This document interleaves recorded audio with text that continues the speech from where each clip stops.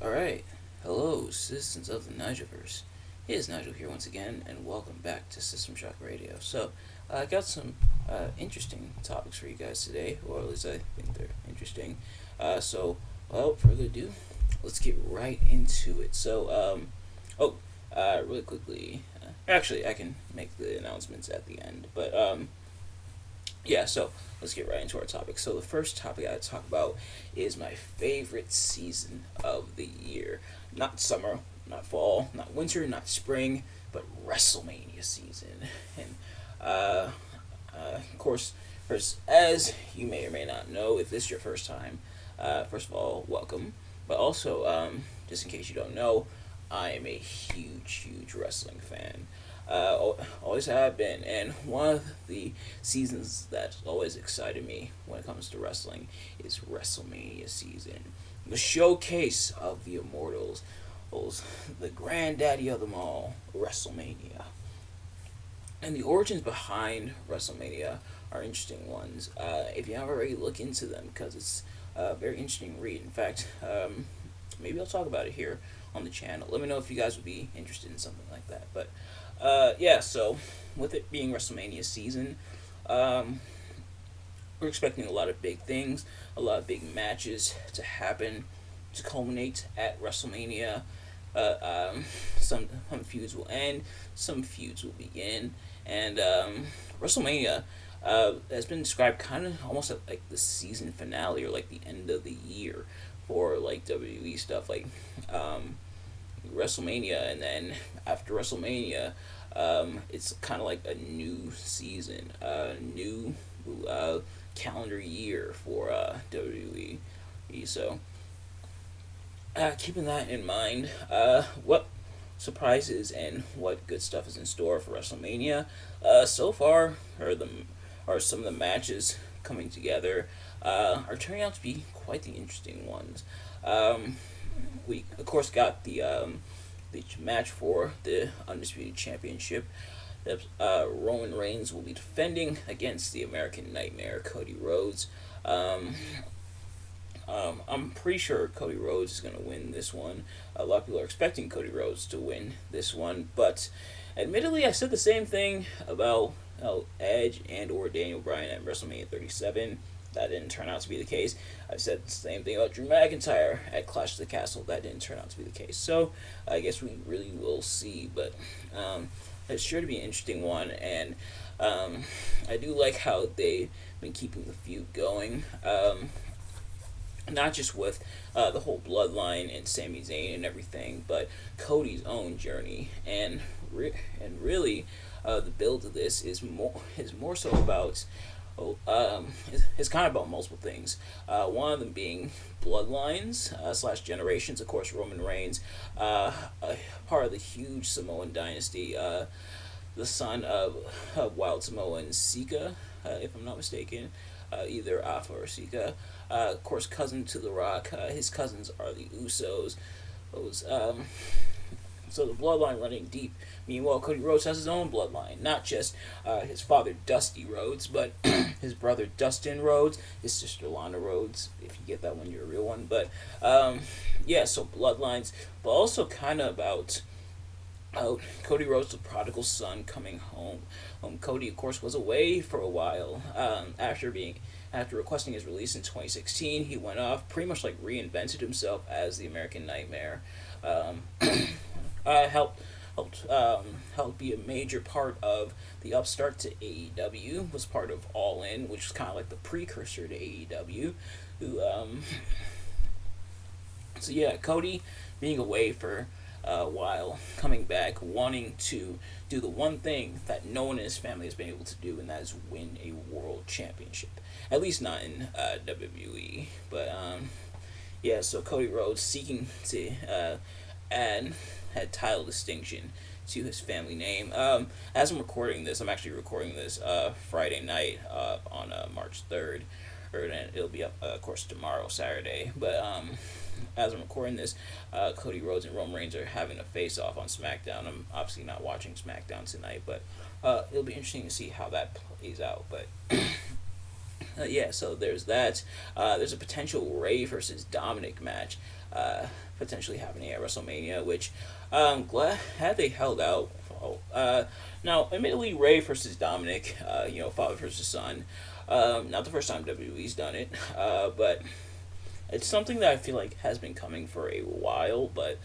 Um, but glad it's finally happening, and glad they saved it for the big stage of WrestleMania. And I'm sure it's something that Ray is definitely proud of, being able to wrestle and potentially pass the torch to his son Dominic. I'm sure that's got to be a very, very proud moment for Ray. And man, we're getting old. Oh, I remember growing up watching Rey Mysterio. Now I'm watching Ray's son Dominic wrestle. Oh, and all the people that saw Dominic back at like SummerSlam in '05 when Ray and Eddie were fighting for his custody. Yes, that match actually happened. Seeing that, and then seeing this now with Dominic being a wrestler, him being a heel, part of Judgment Day and everything, and it's gotta be surreal. It definitely feels surreal, at least for me. Um, just be a part of that.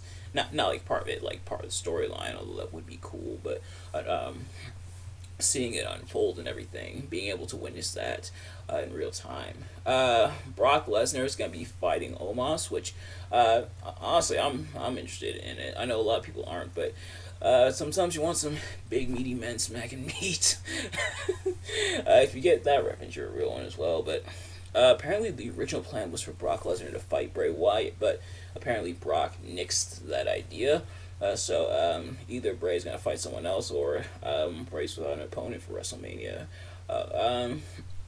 There is the possibility of Bray fighting Uncle Howdy at WrestleMania. I know that's kind of been floating around the rumor mill, so we'll see about that.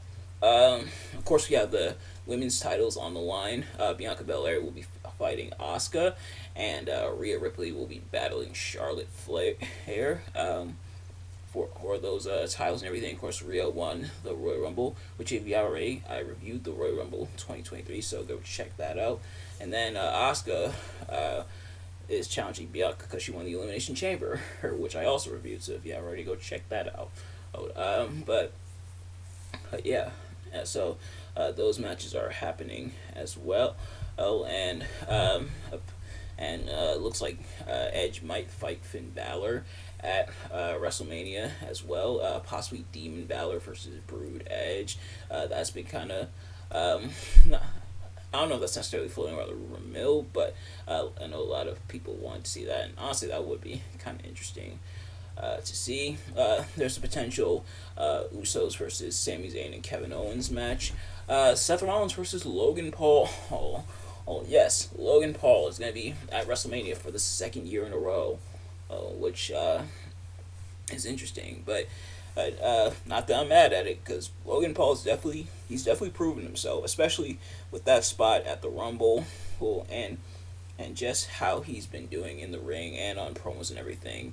You can tell he's taking it seriously, kind of leaning into that almost like Miz type gimmick, where he's a YouTuber who a lot of people hate, but he leans into it. It knows he's hated, and is trying to make that work as that like kind of arrogant YouTuber heel sort of thing.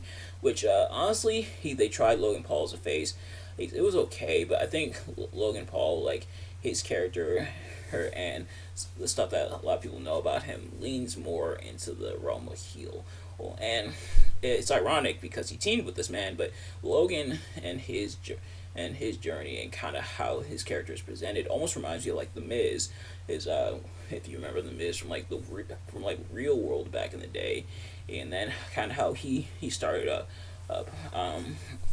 You can kind of see the parallels there, which also makes sense that they fought at SummerSlam, of course, and and I'm sure other matches as we get closer to WrestleMania will start to form as well. But it's gonna be an interesting card. Triple H apparently wants a shorter WrestleMania card, or it's apparently still supposed to be 2 nights, but he wants like a shorter WrestleMania card, or not as many matches. Is I guess to give each match that is going to be at WrestleMania more time to flesh out, which honestly is a very very good strategy, because that's ultimately what happened last year. Is that some matches, and this is because they had to shove in segments and stuff, but some matches had to go short. The New Day's match actually not only got moved to night 2, but ended up being like, I think, like 5 minutes. So Triple H wants to avoid that. So yeah, WrestleMania, I'm excited for. Let me know in the comments below what you want to see at WrestleMania, and your predictions for WrestleMania. And I'm sure the final WrestleMania card will be presented soon. But also, to celebrate WrestleMania season, what I'll be doing on my channel starting next week is each week we will have 2 prominent WrestleMania matches, some of the biggest and the best.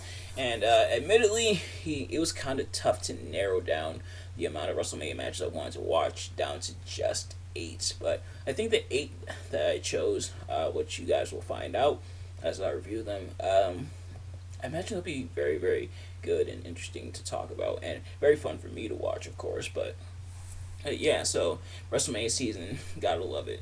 The next thing I want to talk about is kind of more speculation.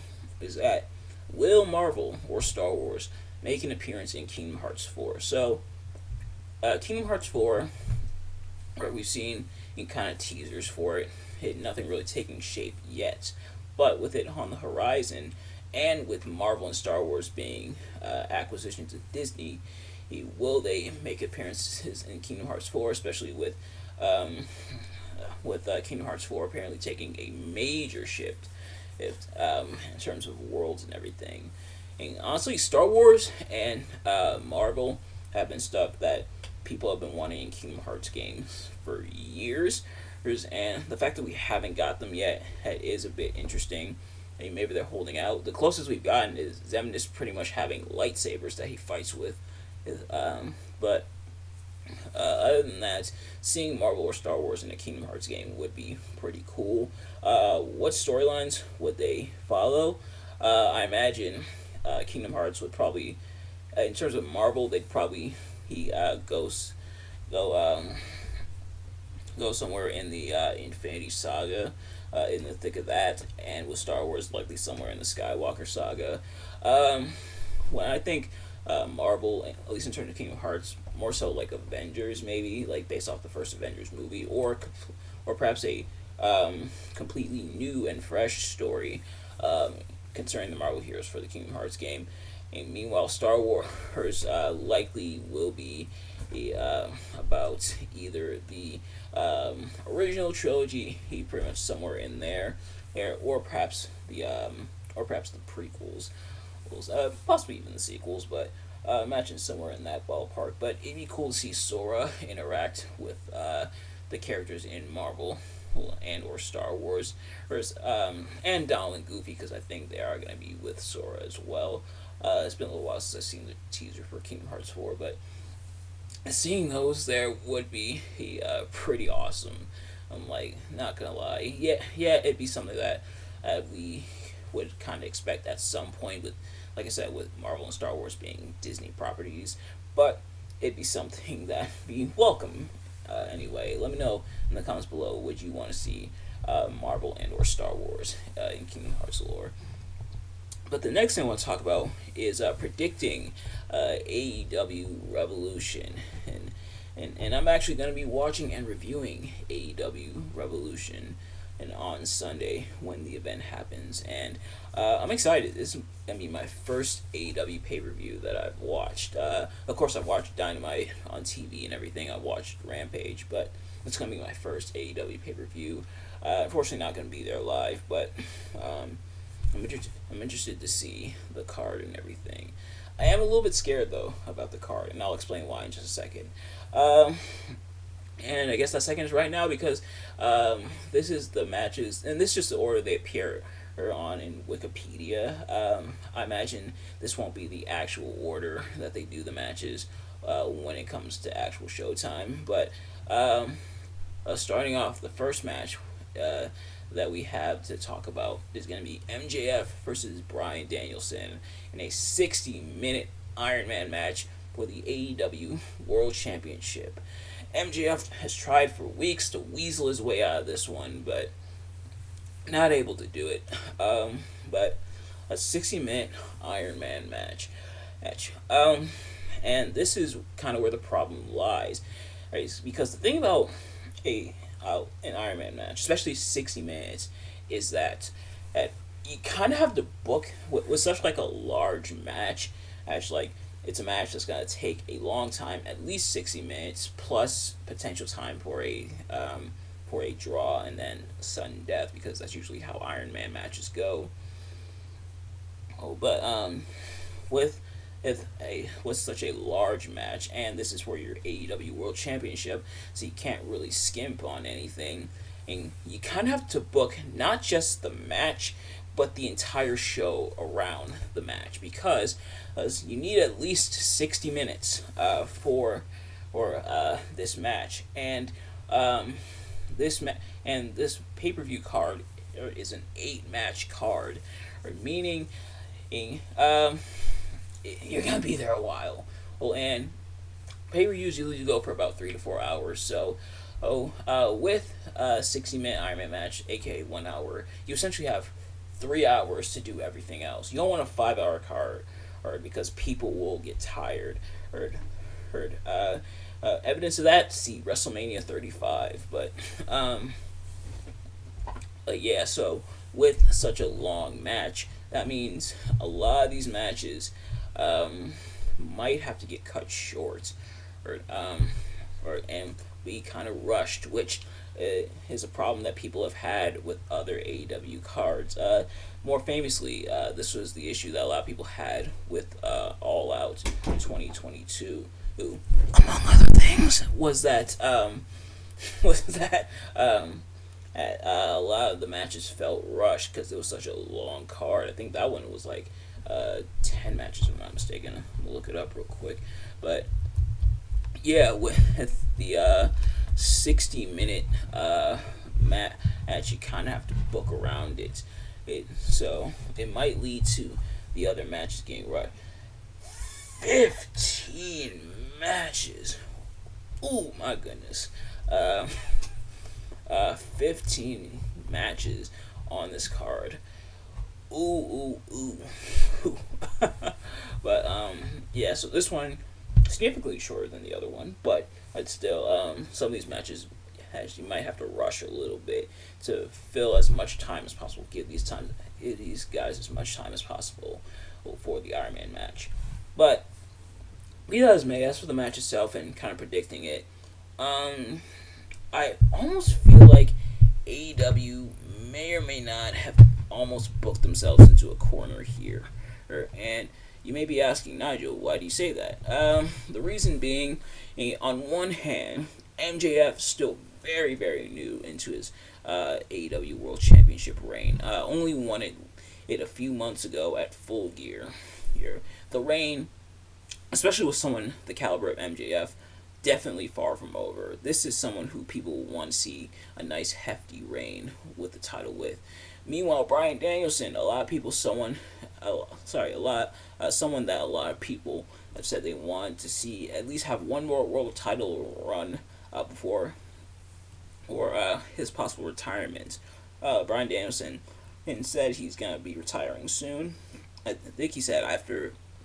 I believe, if I'm not mistaken, he said after this contract runs out, he's gonna either retire or not wrestle as full time anymore. But yeah, so two like very potential winners. I think MJF they might go with though. The Bryan Danielson pop of him winning the championship, I don't think would be worth taking the title off of MJF. At least not yet.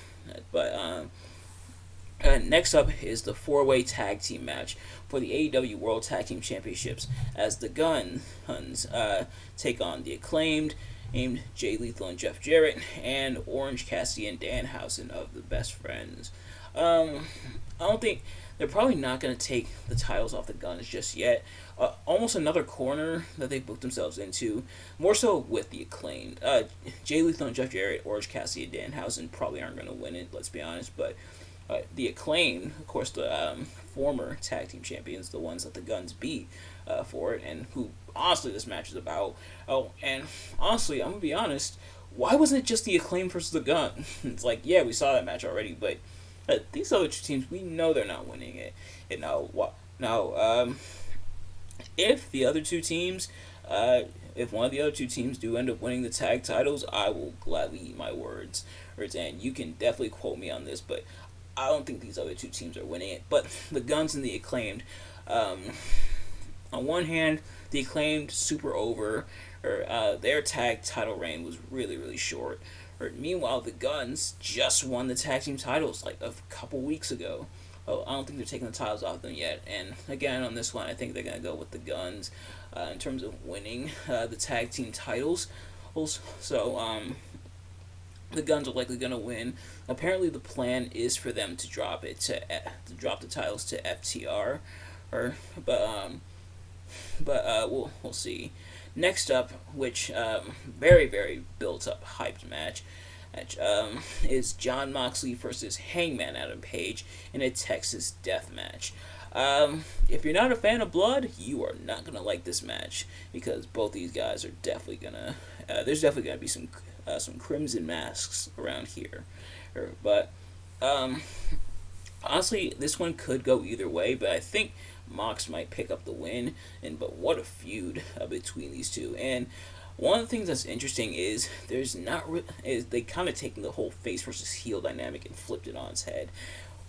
You could make the argument that Moxley is more of the heel here with some of his actions, but and same with the Blackpool Combat Club. Excuse me, I cannot speak today. But meanwhile, Hangman, Adam Page, and the Dark Order have kind of been doing some shady stuff as well. So this one could go either way. If I had to pick, I might go with Moxley. But we will see. I'm interested in this match though. Next up is going to be for the AEW TNT Championship, Samoa Joe taking on Wardlow. I think Samoa Joe might win this one because Samoa Joe kind of new into this second run with the championship as well. So I think Samoa Joe is going to pick up the win in here to retain the championship and then go on to face Powerhouse Hobbs on Dynamite next week. You know what I love about AEW? When someone's in their hometown, they have them win in their hometown. Who'd have thought? No, you can't always do that because plans and everything. But sometimes it's worth getting the hometown pop, But back to Samoa Joe and Wardlow. Very personal feud and everything. And I don't think they're gonna take the title off Samoa Joe just yet. He just won it like a couple weeks ago against Darby Allin, but sure to be an interesting one. Sure, this will be a very interesting match. Next up is going to be Chris Jericho versus Ricky Starks, with the Jericho Appreciation Society being banned from ringside. This one is probably going to be a short match, and I imagine Ricky Starks is going to get the win. The thing about Chris Jericho is he's proven in AEW that he's not afraid to put younger guys over. More famously, about a couple months ago, of course, he put over Action Andretti, and here I think he's going to put over Ricky Starks as well. But I can tell they definitely have plans for Ricky Starks. They are definitely going to push him. He's definitely going to get a major push soon, which I won't be mad at because it'll be really, really cool. And Ricky Starks is someone who's super talented. He's very charismatic. I can definitely see him holding championship gold at some point in the future. But next up is Jamie Hayter in a triple threat match as she defends against both Saraya and Ruby Soho. It's interesting because this is all brewing to the AEW Originals versus XWE storyline that seems to be taking shape. Of course, like Saraya and Tony Storm, Ruby Soho versus like Jamie Hayter, Britt Baker, and I'm sure others as well. But I don't think they're gonna take the title off of Jamie Hayter because she's also new into her run, and I think all these championship reigns that are going into this pay per view aren't that long, but yeah. So I think Jamie Hayter might walk out victorious, um, but seeing these other ones would be interesting, but I don't think they're gonna pop the title on Saraya just yet, and nor do I think they're gonna pop the title on Ruby Soho just yet. It would be nice for either one of them to win. Of course, Saraya, the former Paige, hasn't been champion in a while. Just came back to wrestling and everything. Ruby Soho, someone who the women's title eluded her in WWE. Of course, Ruby Soho, the former Ruby Riott, but I don't think they're gonna take the title off of Jamie Hayter just yet. Um, Next up, the Elite defending the Trios Championships against the House of Black. Another potential corner because on one hand, the Elite just won on the titles for the second time in that awesome ladder match against the Death Triangle a few think about a month or so ago. Oh, but then on the other hand, the House of Black just came back because Malachi Black is back from injury. Been getting built up big, so why not pop the trios titles on them? So another potential corner. It'll surely be a good match, but here's the dilemma: do they keep the titles on the newly champs of the Elites, or do they strike while the iron is hot with the House of Black? Time will tell. And then Christian Cage will battle Jungle Boy Jack Perry in a no holds barred match, similar to Chris Jericho and Ricky Starks. This one's probably also going to be a short match, and this would be a great time for Jungle Boy to finally get at his revenge on Christian after all that Christian's put him through, both physically and mentally. For Jungle Boy to finally get that revenge on Christian, I think would be really, really cool. When I imagine Luchasaurus might get involved. But Jungle Boy getting that revenge, and then this leading to Jungle Boy more so building up confidence as he goes into his singles run. And I think this will be a great jumping off point for him. Is this no holds barred match? But I'm interested to see how they pull off this pay per view, and I'm interested to see where it goes and everything. Let me know if you guys are going to be watching the pay per view. The next thing I want to talk about is the Coca Cola Originals flavors. All three of them. There's only been 3 so far. The first was Starlight from about a year or so ago. The next one was Dream World, old from a little while ago as well. And then the third one is this new one, and that is Move. Pretty much Coca-Cola experimenting with different weird, wacky combinations of flavors and creating some interesting ones. The Starlight, which I don't have any of these in front of me, but so I'll have to describe them to you. Then again, mukbang isn't really my thing, even though I've tried some foods on camera and everything, such as like the Death Wish coffee, but I forgot which episode of System Shock Radio that was. That was probably from like a while ago. I think like a year or two ago. But the Starlight was a little weird. I think that was supposed to be like raspberry flavor. It tastes a little weird, but okay. The Dreamland one, I think, tasted okay as well. Well, the Move one tasted really good with like that coconut flavor. It's weird because coconut is usually not my thing, but it still tasted pretty good and pretty decent for the most part. So the Coca Cola Originals, I can't wait to see which one's next. The experimenting, it's weird, but it gets people talking. And then finally, the last thing I want to talk about. Oh, and I am going to be going a little over my 30-minute time limit mark. I hope you guys don't mind too much. But the last thing I want to talk about is something you may or may not have heard before, or a saying, or something similar that you may have heard before, and that is delayed, not denied. So, what does that mean? So, sometimes when things are delayed, they're delayed because they're not ready yet, or they're not coming yet. But not denied, meaning it's still coming, just not yet. Sometimes some things in life are delayed to us. Sometimes through our own actions, of course, but sometimes it's because we're not ready for it. Sometimes we're not ready to handle the responsibility of it yet. Right? Sometimes we're not in the position in life to where we could feasibly be able to handle this yet. So it has to be delayed. It has to be put off until later on. And having something be delayed does suck because you want it when you want it. But oftentimes, I found when something was delayed where I didn't get it yet, I found that when I got it later on in life, like sometimes days, weeks, months, or even sometimes years later, I either found A, it was a lot better, or now that I was older, or B, it wasn't as good as I thought I was going to be, and if I had it when I was younger, or it probably, or maybe not even younger, but more so if I had it at the time versus when I actually got it, I would have been severely disappointed with it, and and sometimes that delay it leads to it being even better. Or think of like a fine wine, right? It has to sit for a while, and the more it ages, the better it tastes. And sometimes you have to let things delay. Think of it like baking a cake. If you just put it in the oven for like 5 minutes, it's not gonna be ready yet. You gotta leave it in there for a while. Don't burn it, of course, but you gotta leave it in there for a while. You gotta let it bake. You gotta let it take form. You gotta let the flavors conglomerate and everything.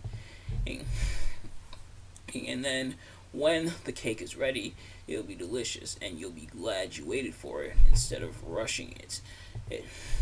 So, remember, sometimes when something is delayed, it, it's not the end of the world. Obviously, yeah, it sucks, but oftentimes you'll be glad that it was delayed. But remember, it's not denied. It's not a no, it's just a not yet. And sometimes you have to be thankful for the not yets because you'll be much better by the time you get it and everything. And by the time it happens for you, and by the time you get it, you'll be glad that it happened. But nevertheless, guys, that's going to do it for this episode. Thank you all so much for watching. One of the longer ones, which I do apologize about, but we had a lot to go over this episode. But thank you all so much for watching. I hope you enjoyed. If you did, please do me a favor. Like, comment, subscribe, share it with your friends. Turn on post notifications so you know every time I upload a video so you can see as soon as it drops. Let me know in the comments below whether you agree or disagree with my sentiments on anything I talk about in this video. Just your reaction in general to anything I talked about in this video. Announcements. A couple quick announcements. First of all, I haven't streamed in a few weeks. I gotta get back into that. I'm going to be getting back into that at some point. Hopefully this week. We're still playing Spider-Man and everything. We're about at the halfway point, so we're almost done and almost there, and things are definitely picking up. But I definitely want to get back into the swing of things, no pun intended, at some point in the next couple weeks, or even within this next week. But also, I reviewed. First of all, I reviewed every movie in the Batman Dark Knight trilogy. If you haven't already, go check those out. But I did my retrospective as well, which should be out now. On my YouTube channel, so go check that out. But what I'll also be doing is combining each of the reviews into one mega review, so that you can watch them at your leisure and watch each movie. And if I remember to do so, I'll have to make like a mental note to remember, or to put chapter marks there so you can click right on the review that you want to see. But nevertheless, thank you all so much for watching. I hope you enjoyed it, and I will see you guys later. Peace.